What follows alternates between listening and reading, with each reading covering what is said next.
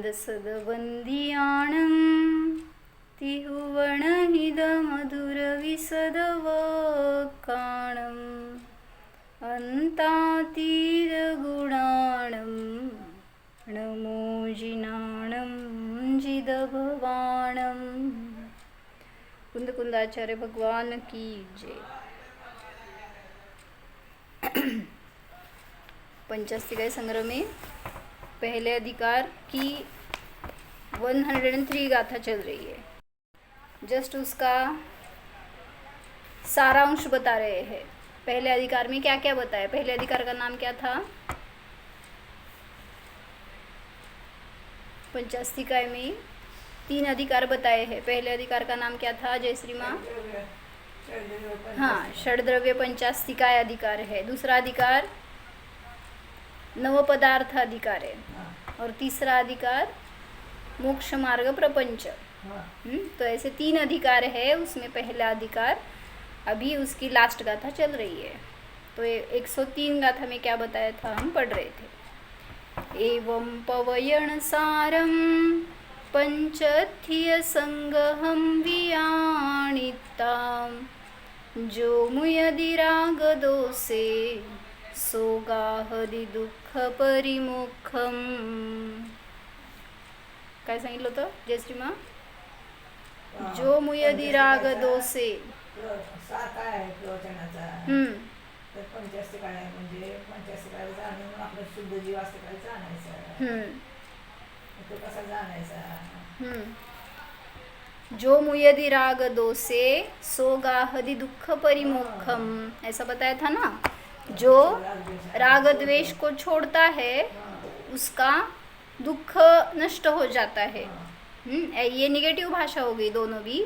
जो आत्म स्वभाव को जानता है उसको सुख की प्राप्ति होती है, सच्चे सुख की या तीन्द्रिय सुख की प्राप्ति होती है। और जहाँ वीतराग स्वभाव ज्ञान में आ गया तो यहाँ वहाँ पर पर्याय में राग न होगा न द्वेष होगा। इसलिए बता रहे एवं भूतनय से जब हम स्वयं को जानते हैं तो वहाँ पर राग द्वेष ऑटोमेटिक नष्ट हो जाते हैं। उसको नष्ट करने की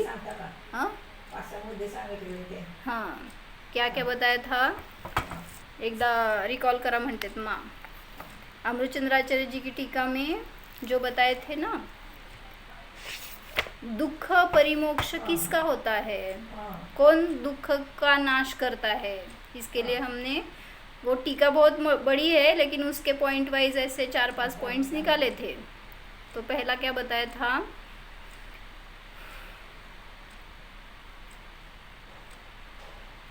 पंचास्तिकाय को जानना यही प्रवचन का सार है। पंचास्तिकाय संग्रह को जानना मतलब 5 अस्तिकायों को जानना ये प्रवचन का सार है। जो इस प्रवचन को जानता है वो दुख का नाश करता है। पहला ये बताया था। दूसरा, जो जीवास्तिकाय है सभी जीवास्तिकाय उसमें आ गए तो ये सभी जीवास्तिकाय समझकर मेरा दुख नहीं नष्ट होने वाला। उसमें मैं कौन हूँ ये जानेंगे तो वहाँ पर अपना दुख नष्ट हो जाएगा। मतलब निज शुद्ध जीवास्तिकाय ही हमारे लिए सुख का कारण है। ये दूसरा बताया था। तीसरा क्या बताया था, राग द्वेष और कर्म बंध, इसमें कार्य कारण संबंध है ऐसा बताया था ना। कर्म बंध तो ये समझकर जो उस कार्य कारण संबंध का नाश करते हैं, मतलब कर्मों का उदय आया तो उसमें अगर हमने राग द्वेष किए तो ये कार्य हो गया। कर्मों का उदय अभी 2 द्रव्यों में स्थूल रूप से लगाते हैं तो द्रव्य कर्म का उदय आया, ये निमित्त हो गया और वहाँ पर मैंने राग द्वेष रूप परिणाम किए, ये मेरा कार्य हो गया। तो जब कर्मों का उदय आया तो मैंने राग द्वेष किए, फिर से कर्मों का बंध हो गया। तो अगर ये परंपरा नष्ट करनी है तो जैसे अरिहंत भगवान का ध्यान चलता है, उनको कर्मों का उदय है क्या नहीं है, है। 14वें गुणस्थान तक कर्मों का उदय चल रहा है। हर जीव को कर्मों का उदय हर समय है। तो पुरुषार्थ कब करे, कर्मों का उदय रुक जाए तब, वो कब रुकेगा। एक भी समय ऐसा नहीं है जहाँ पर कर्मों का उदय थम गया हो। तो हर समय तो उदय चल रहा है, लेकिन उसी में हमें पुरुषार्थ करना है।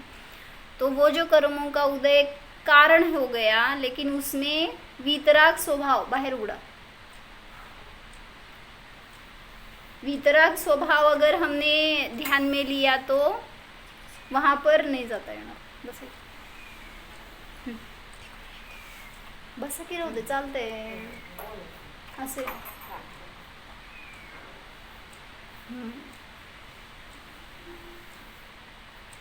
तो जो उस कर्मों के उदय में रागी द्वेषी नहीं होता, उसके दुख का नाश होता है। आगे बताया था, जो भावी बंध से विमुक्त होता है उसको दुख से मुक्ति मिलती है। जो पूर्व कर्मों से रहित होता है उसको कर्मों से मुक्ति होती है। ये सब कार्य बता रहे हैं, लेकिन उसका कारण एक ही है, स्वसंवेदन, शुद्धोपयोग, सम्यक दर्शन, आत्मानुभव। जो भी ये करेगा तो उसको दुख से छुटकारा मिल सकता है। अजून एक काय राहिलं होतं, माझ्याकडे आज वही नाही आहे, ह्याच्यामध्ये त्यांनी सगळं सविस्तर घेतलेलं, त्यामुळं तसंच सांगितलं। अजून एक की कर्म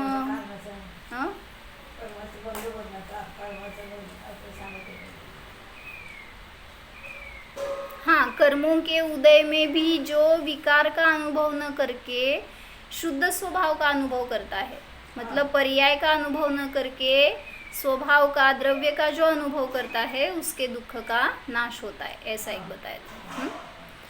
हाँ, तो उदाहरण दिया था ना यहाँ पर कि जैसे परमाणु है, तो उसको अगर जगन्य गुण वाला है वो परमाणु, तो उसका बंध नहीं होता। वैसे दृष्टांत क्या बताया था, जगन्य गुण वाले परमाणु का बंध नहीं होता। क्यों बताया ये? वैसे मोह राग द्वेष परिणाम जो है वो कर्म बंध के कारण है। तो जिसमें वो जगन्य हो गया या नष्ट हो गया, मोह जिसका नष्ट हो गया, तो उसको कर्मों का आश्रव बंध नहीं होता। राग रूप स्नेह विकार जीर्ण हो गया।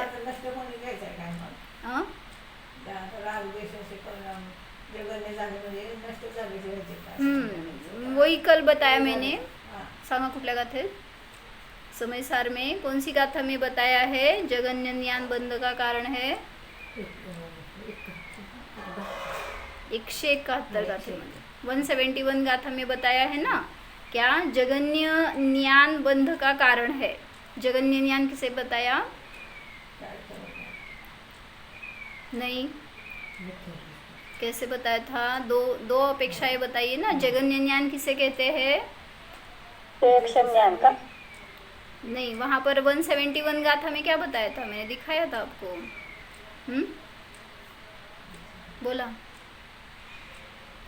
दर्शन मोह सहित जो ज्ञान है उसको जगन्य ज्ञान कहा, ये एक अपेक्षा। और दूसरी अपेक्षा, चारित्र मोह जनित, चारित्र मोह से युक्त जो ज्ञान है उसको जगन्य ज्ञान कहा। मतलब आप बोल सकते हो उसको क्षयक्षमिक ज्ञान, लेकिन उनको ऐसी अपेक्षा लगानी है। क्षयक्षमिक ज्ञान छद्मस्त को है 12वें गुणस्थान तक। तो जहाँ तक मोह का सद्भाव है, मतलब क्या, चारित्र मोह का, तो वहाँ तक जगन्य ज्ञान है, ऐसा बताया। तो मिथ्या दृष्टि जीव को जो है दर्शन मोह सहित, वो जगन्य ज्ञान है, वहाँ पर बंध होता ही है, बंध का कारण है। और जहाँ तक मोह का सद्भाव है, तो 10वें गुणस्थान तक कर्मों का आश्रव बंध चल रहा है मोह के निमित्त से, मतलब चारित्र मोह के, तो उसको भी जगन्य ज्ञान कहा। तो ऐसे यहाँ पर बता रहे कि जगन्य, ॲक्च्युली वो उदाहरण यहाँ पर काय म्हणायचं, उलटं लावलंय हो हे। जगन्य गुणवाल्या परमाणूचा बंध होत नाही, पण तुमच्या जगन्य ज्ञानवाल्याचा बंध होतो। मग आता जगन्य ज्ञान म्हणजे काय?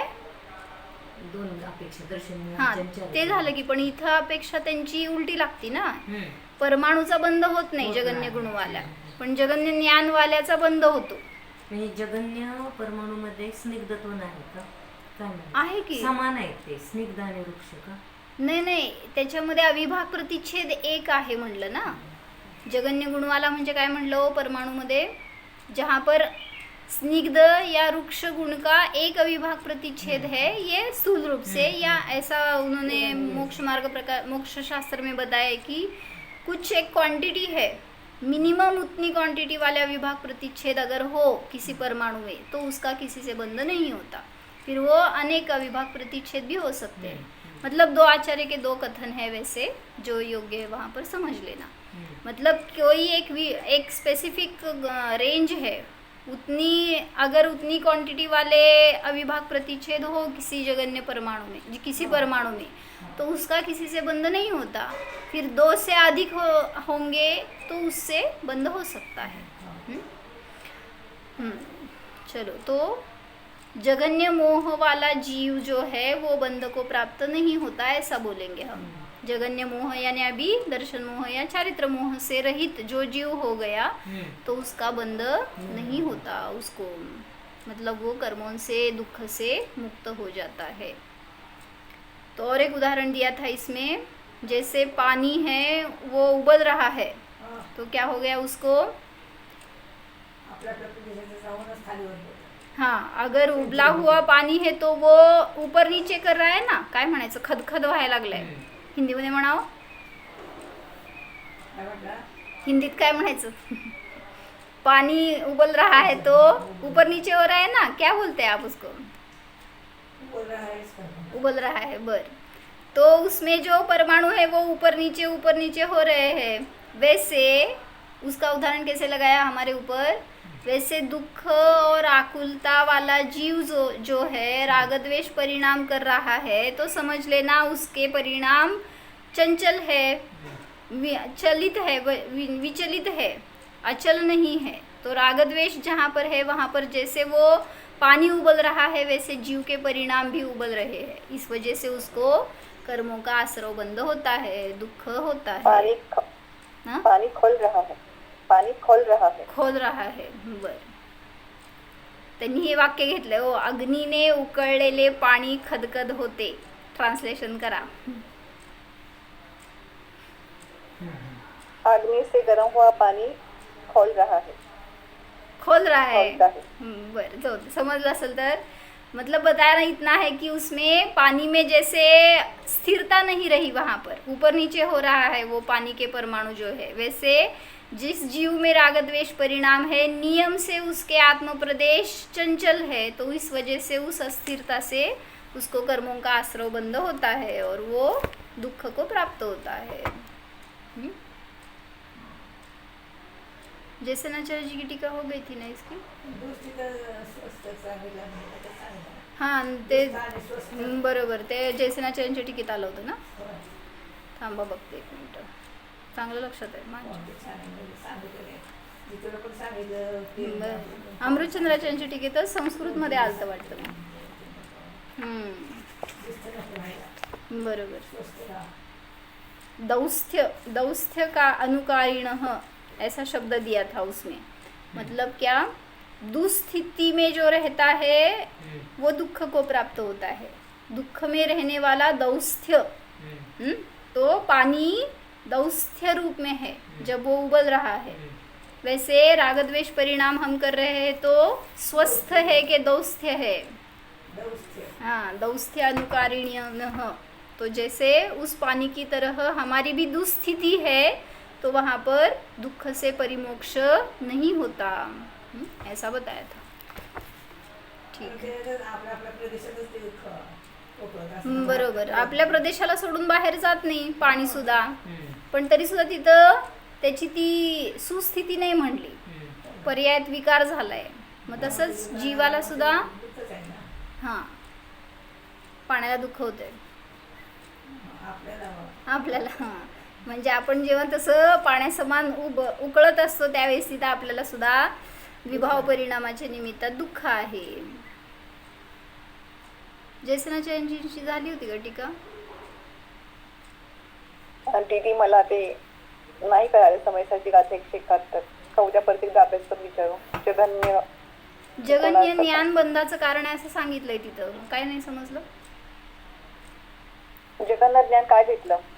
जगन्य म्हणजे ज्ञानाची घेतलं? अपेक्षा 2 घेतल्या हो. जगन्य ज्ञान कोणाचं आहे? जो मिथ्या दृष्टी आहे त्याचं ज्ञान जगन्य आहे, म्हणजे सम्यक दर्शन जिथं प्राप्त झालं तिथं जगन्य ज्ञानाचा नाश झाला. म्हणजे 4थ्या गुणस्थानापासून वरच्या जीवाला जगन्य ज्ञान नाही मिथ्यात्वाच्या अपेक्षेने. जो मिथ्या दृष्टी जीव आहे त्याच्याजवळ जगन्य ज्ञान आहे असं म्हटलं गेलं. ओके.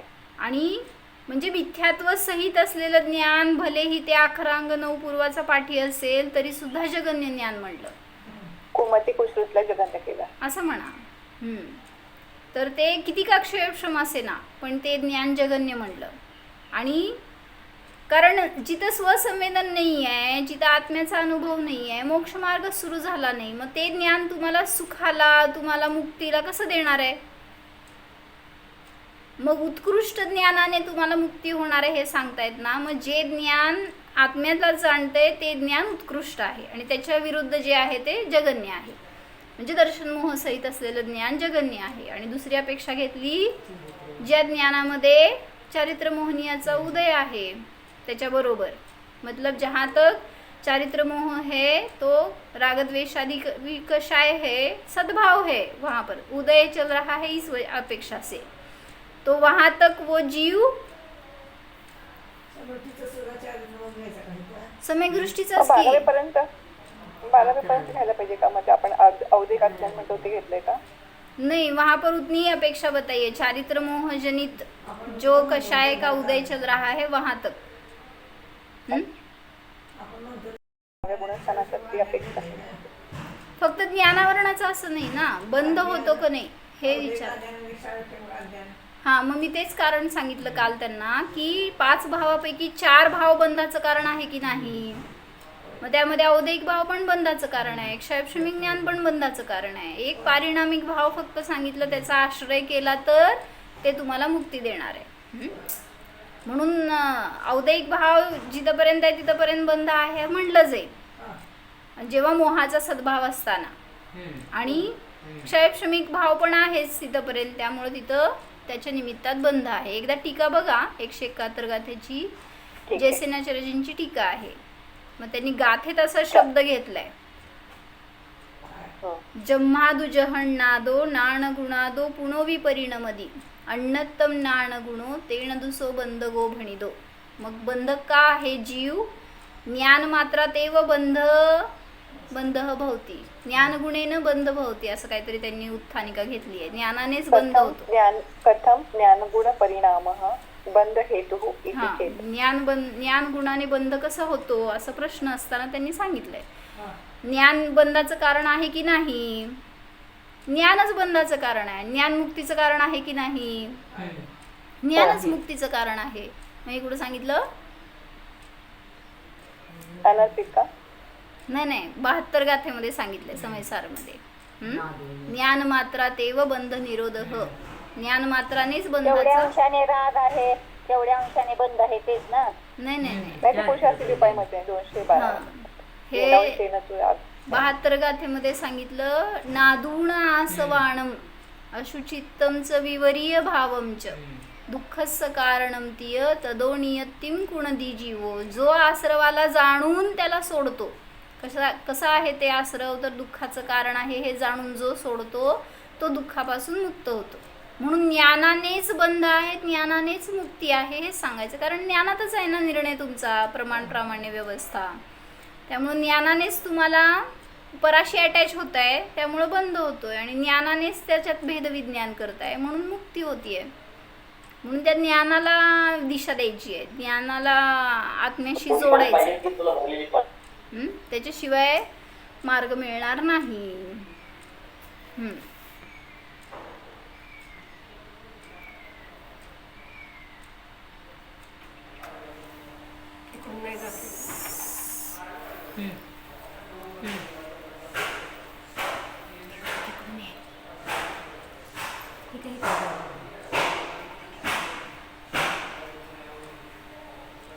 जयसेनाचार्यांची टीका झाली होती बहुतेक. बरं, एकदा वाचते, फास्ट लक्षात येईना झालंय का नाही.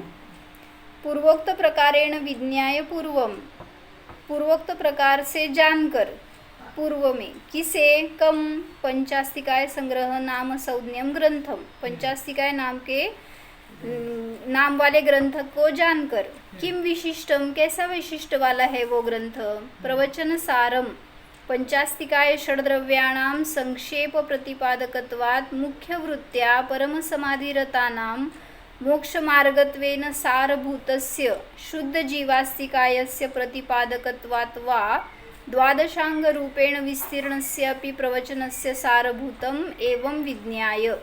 क्या बताया?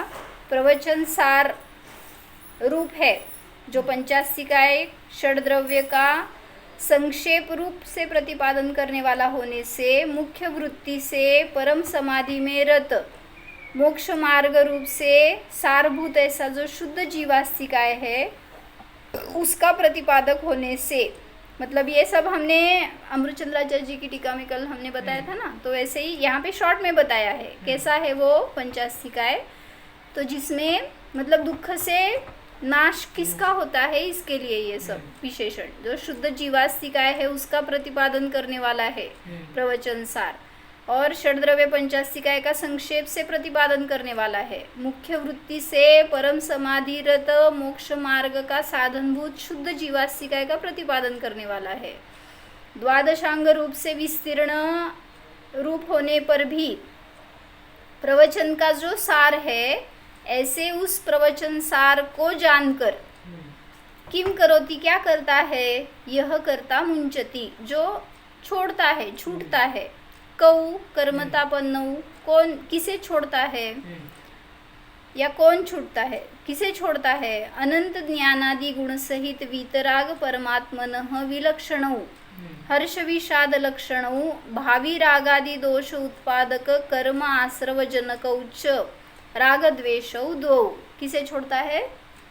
राग और द्वेष को। तो वो कैसे है राग द्वेष, इसके लिए अध्यात्म भाषा बताई जयश्री का की। क्या बताया? कैसे है राग द्वेष? राग कैसा है, द्वेष कैसा है? अध्यात्म भाषा में बताओ राग कैसा है। मैंने अभी पढ़ा है वो लेकिन आपका ध्यान नहीं था मतलब अंग प्रविष्ट भाषा बताकर फिर बताएंगे इससे विलक्षण कैसा है राग, कैसा है द्वेष। निर्विकल्प समाधि से विरुद्ध ना? अनंत ज्ञानादि गुण सहित वीतराग परमात्मनः विलक्षणो, वीतराग स्वभाव है उससे विलक्षण राग है। तो इससे विलक्षण हर्ष विषाद लक्षण रूप भावी राग आदि दोष को जो उत्पन्न करने वाला है और कर्म आश्रव का जनक है, ऐसे राग द्वेष दो उनको छोड़ता है, ऐसा बताया था। तो मेरे राग क्या बोलते हैं, मेरे हर्ष परिणाम, अच्छे से सुनो क्या बता रही थी, मेरे राग द्वेष परिणाम या हर्ष विषाद रूप परिणाम इससे भावी कर्मों का आश्रव बंद होता है। कौन से ने इसे बताया? मेरे राग द्वेष परिणाम से भावी कर्मों का आश्रव बंद होता है। उपचरित सद्बुद्ध। क्यों? क्यों? राग द्वेष भाव कर्म लिए इसलिए। फिर कर्मों का आश्रव बंद होने वाला है। क्या क्या? भावी कर्मों का आश्रव बंद होता है ये बता रही मैंने। तो कौन सा नहीं हो गया? निश्चय नहीं। हाँ, आश्रव बंद होता है कर्मों का, निश्चय नहीं कैसे? मतलब वो व्यवस्था आपने सही बताया लेकिन मैंने उसका एक्सप्लेनेशन पूछा। क्यों? क्योंकि हमारे राग द्वेष भाव के परिणाम के निमित्त से आश्रव बंद होता है। यहाँ राग द्वेष को मुख्य किया है। फिर भी और जो आने वाले हैं ना वो भी भावी कर्माश्रव भाव कर्म ही ले लो, तो क्यों नहीं लगा सकते? उपचरित सद्भुत व्यवहार नहीं में दोनों ही लगा सकते हैं। अभी के राग द्वेष परिणाम उससे आने वाले जो बंद होता है तो वो भी भाव कर्म बंद लगा सकते हैं ना। तो उससे उपचरित सद्भुत व्यवहार ने से बताया राग और द्वेष रूप परिणाम कैसे है, तो वीतराग स्वभाव से विलक्षण है। दीदी एक बार बताना, ये भाव कर्म से हम लोग मतलब जो द्रव्य कर्म ही बांध रहे हैं ना? भाव कर्म बांधते हैं कि नहीं? भाव कर्म जो बंध में वापस होने वाले हैं उस हिसाब से। आगे आने वाले जो कर्म बंध होता है तो वो भाव कर्म बंध है कि द्रव्य कर्म बंध ही है? दोनों। तो भाव बंध हो गया ये बताया, तो उपचरित सद्भूत लगा सकते हैं वहां पर। अभी द्रव्य कर्मों का बंध हो गया ऐसा बताया, तो रज्जुका की कुठलं नाही? अनुपचरित सद्भूत। हाँ, अनुपचरित सद्भूत व्यवहार नहीं से हो गया, क्योंकि द्रव्य कर्म हमसे पर है, पौद्गलिक है, तो हमारा और उनका संबंध नहीं है। उपचार से बताया कि मेरे परिणाम से द्रव्य कर्मों का बंध होता है, तो वो उपचरित अनुपचरित असद्भुत व्यवहार ने हो गया। सह पूर्वोक्त ध्याता गाहते प्राप्नोति, जो पूर्वोक्त ध्याता है वो प्राप्त करता है। कम किसे प्राप्त करता है? अभी मुझे बताओ। अध्यात्म दुख से परिमोक्ष को प्राप्त करता है। अध्यात्म बताकर ये बताओ फल मुझे। अभी जैसे हमने अभी राग द्वेष को छोड़ा ना, वैसे दुख की मुक्ति होती है, ये आपको बताना है। लेकिन कैसे? अंग प्रविष्ट भाषा से जाकर बताओ। अभी वीतराग राग के लिए बताया, अभी दुख से मोक्ष होता है तो हाँ, आनंद स्वभाव से विलक्षण जो दुख है उससे परिमुक्त होता है, यही बताया। अभी मैं पढ़ती हूँ, सुनो। निर्विकार आत्म उपलब्धि भावना उत्पन्न परम आह्लाद एक लक्षण सुख अमृत विपरीतस्य, हाँ, जो अपना सुखामृत स्वभाव है, परम सुखामृत, तो उससे विपरीत नाना प्रकार शारीर मानस रूपस्य चतुर्गति दुःखस्य परिमोक्षम मोचनम विनाशम इति अभिप्रायः। नाना प्रकार के शारीरिक मानसिक चतुर्गति के दुख से परिमोक्ष होता है, नाश होता है, मोचन यानी छोड़ता है, ऐसा अभिप्राय है। कौन कौन से दुख से मुक्त होता है? दुख के प्रकार बता रहे हैं कि कितने प्रकार है दुख के। दुख कितने प्रकार का रहता है? क्या पता? अनेक प्रकार का। अनेक प्रकार का। हाँ? हमने एक बार देखा था नारकी जीवों को कितने प्रकार का दुख होता है। मानसिक, शारीरिक। शारीरिक हो गया ना, फिर वो मानसिक या शारीरिक में आ गया वेदना। और कौन से 5 प्रकार है। वचन भी हो गया, फिर हाँ? वाचिक भी हो गया। वाचिक क्षेत्रजनित आणि असुर कुमार। क्षेत्रकार। नहीं वैसे नहीं, मतलब ये बताया ना कार्तिक अनुप्रेक्षा में उन्होंने 5 प्रकार के दुख बताए हैं नारकी जीवों को। 5 टाइप्स है, मतलब उनको टाइप्स में डाला है। वैसे एक शारीरिक दुख, दूसरा मानसिक दुख, तीसरा क्षेत्र जनित, वो क्षेत्र ही ऐसा है कि वहाँ पर जो भी जन्म लेगा उसको दुख ही होगा।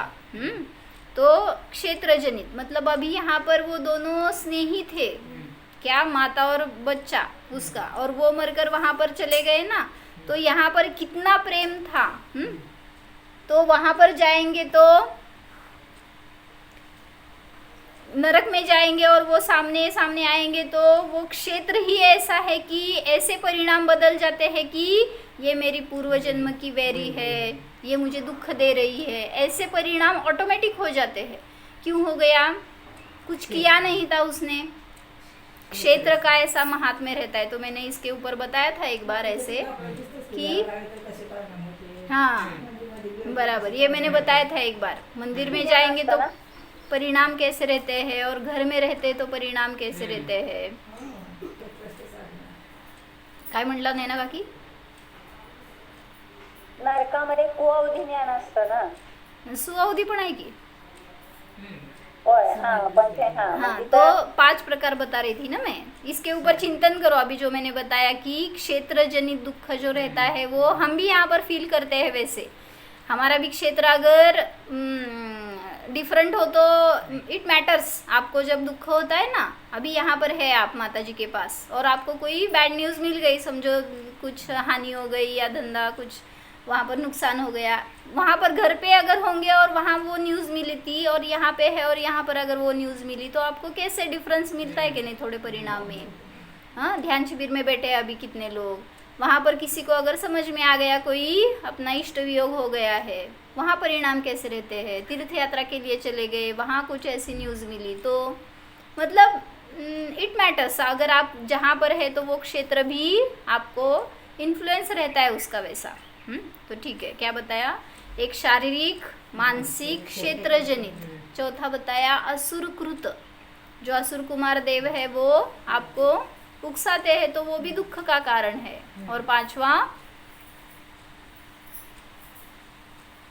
ये एक तो बताना ही था, बाकी के तो नहीं बताते तो चलता था। नहीं, इंद्रिय शरीर सब एक ही हो गया ना, शारीरिक मानसिक में आ गया वो। अन्य नारकीकृत दुख, तो मतलब अन्य नारकी भी भिड़ा परस्पर में वो लड़ाई कर रहे, तो वो भी दुख का कारण है। तो ऐसे 5 प्रकार के दुख नरक में बताया। अभी मनुष्य गति में बताओ कितने प्रकार के दुख है। मानसिक, शारीरिक, असे पैसे क्षेत्राचं तुम्ही जे म्हणता ते पण घेऊ शकता. बर, अन्यात नारकीकृत म्हणण्याच्या ऐवजी मग अन्य माणूस अन्य किंवा मनुष्यकृत सगळंच आहे त्याच्यामध्ये. काय तुम्ही जसं ते 4 प्रकारचे उपसर्ग सांगता की सगळं चालत, ते ॲक्च्युली शरीरामध्येच येणार, शरीर आणि मानसिकमध्ये येणार. कोणी पराने तुम्हाला उपसर्ग केलं तर त्याच्या निमित्तात आपण दुःखी होतो. आता जे सुखाचे प्रकार दाखवतो ना आपण, त्याच्या विरुद्ध तसे 4 प्रकार काढा.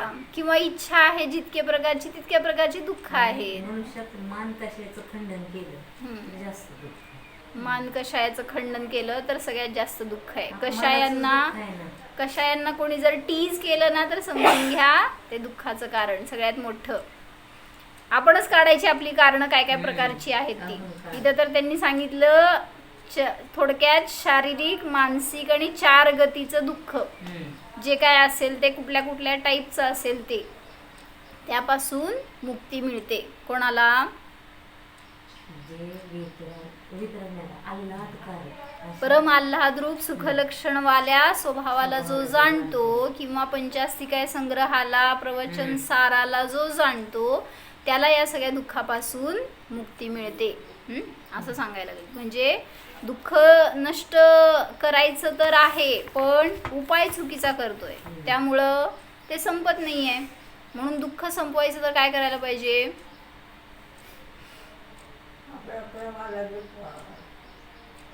म्हणजे प्रामाणिकपणे निर्णय करायला पाहिजे की आपला दोष आहे, आपण स्वतःपासून दूर जातोय तर नियमाने दुःखाची प्राप्ती होणारच. का दुःखी आहे तुम्ही?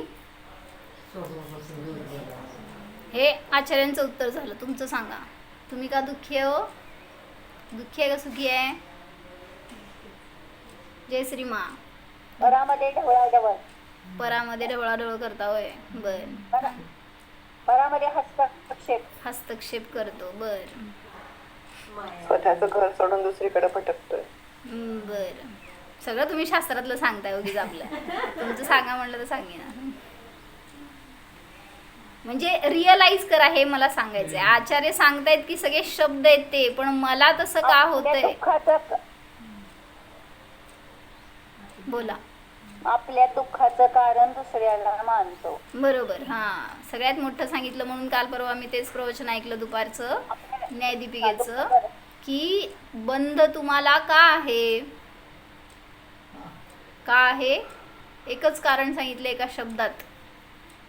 काय सांगितलं? ऐकलं असलं सगळे तर न्यायदीपिकेच्या प्रवचनमध्ये सांगितलंय. बंध का आहे?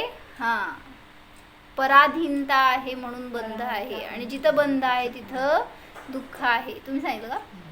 पराधीनता आहे तर म्हणजे बंध कशाला म्हणायचं असं त्यांनी विचारलं होतं. तर आपलं सांगितलं सगळ्यांनी, कर्मांना बांधलं जातं, आत्मा बांधला जातो. कोणाला कोण बांधलं जातं हे नाही विचारलं. बंध म्हणजे काय असं विचारलं होतं. बंध म्हणजे पराधीनता. मग त्यात उत्तर त्यांनी उदाहरण दिलं ते की बंध कुठं बाहेर आहे असं नाही आहे, आपल्या परिणामात आपल्या विचारात बंध आहे. मग तसंच त्या बंधाचं पण दुःख आहे. जे काय आपण विचार करतोय ना पराशी अटॅच व्हायचा, त्याच्या निमित्तात बंध आहे, त्याच्या निमित्तात दुःख आहे. मग त्या उंटाला कोण बांधलं होतं? त्या माणसाला कोण बांधलं त्या खांबाशी? स्वतः विचाराने बांधून घेतलंय, तर त्याला कोण सोडू शकत नाही. जे विचार बांधलेले आहेत ते विचार सुटले तर तिथं सहज बंधमुक्ती होणार, दुःखमुक्ती होणारच. म्हणून आपल्याला जर बंधापासून मुक्त व्हायचं तर पुरुषार्थ स्वतःमध्ये करायला पाहिजे. अयो, मी हिंदी बोलले नाही की, आठवण करत जावा हो मध्ये मध्ये. हाँ, क्या बताया कि अगर बंधन से मुक्ति का चाहिए तो स्वाधीन परिणमन करो. जो अपने अधीन है वो नियम से बंध मुक्ति का कारण है, नियम से मोक्ष का क्या आनंद का कारण है. और जितनी पराधीनता है, मुझे पराधीनता यानी क्या, कैसे पराधीनता का दुख कैसे है? हाँ ना, शब्द का अर्थ नहीं. हमें कब ऐसा लगा कि पराधीनता से दुख है? जैसे हमें खाना चाहिए अभी, काय जयश्री काकी, जेवायला पाहिजे आणि अजून आणूनच दिलं नाही. काय झालं? जेवण दिलं त्यांनी तर मी सुखी, हे पराधीनता झाली, याच्या निमित्तात दुःख आहे. हे शरीर चांगलं राहिलं तर मी सुखी, ही पराधीनता आहे. म्हणून म्हणलं ना, अनुभवायचं आहे ना, स्वाधीन कार्य आहे ते. त्यांनी काल सांगितलं उदाहरण मला की चहा बनवायचं सोपं आहे का अनुभव घ्यायचं सोपं आहे? हो, विचार करून उत्तर द्या. अनुभव घ्यायचं सोपं आहे, का चहा करायला कष्ट आहेत तुम्हाला? कारण अनुभव स्वाधीन आहे. हा, तो म्हणजे काय सांगायचंय, चहा करायचं तर येतंय करायला, सोपं आहे, पण सामग्रींच्या अधीन आहे ना तुम्ही. ती सामग्री नसले तर पराधीनता आहे. जिथं पराधीनता आहे तिथं दुःख आहे, बंध आहे, म्हणून मुक्ती नाही. म्हणून स्वाधीन राहा तर त्याच्या निमित्तामध्ये आपल्याला सुख आहे. ओम. जाणा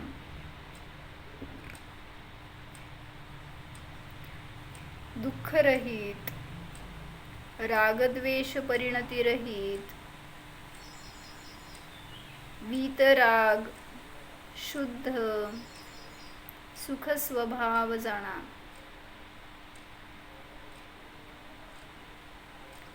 पहा, हा आत्मा मनुष्य नाहीच. मनुष्य पर्यायापासून स्वतःला भिन्न जाणा.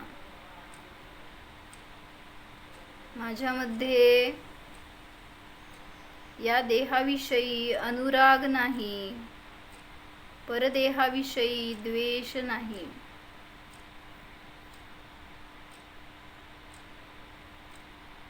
कोणत्याही पर्यायाची आकुलता नाही, दुःख नाही. पर्याय म्हणजे मी नाहीच अनुभवा. मी तर या पर्यायांच्या अतीत शुद्ध जीव आहे,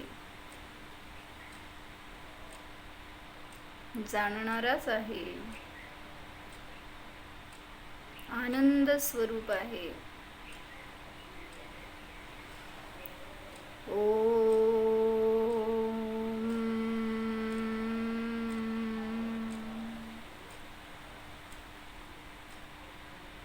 विसर्जन.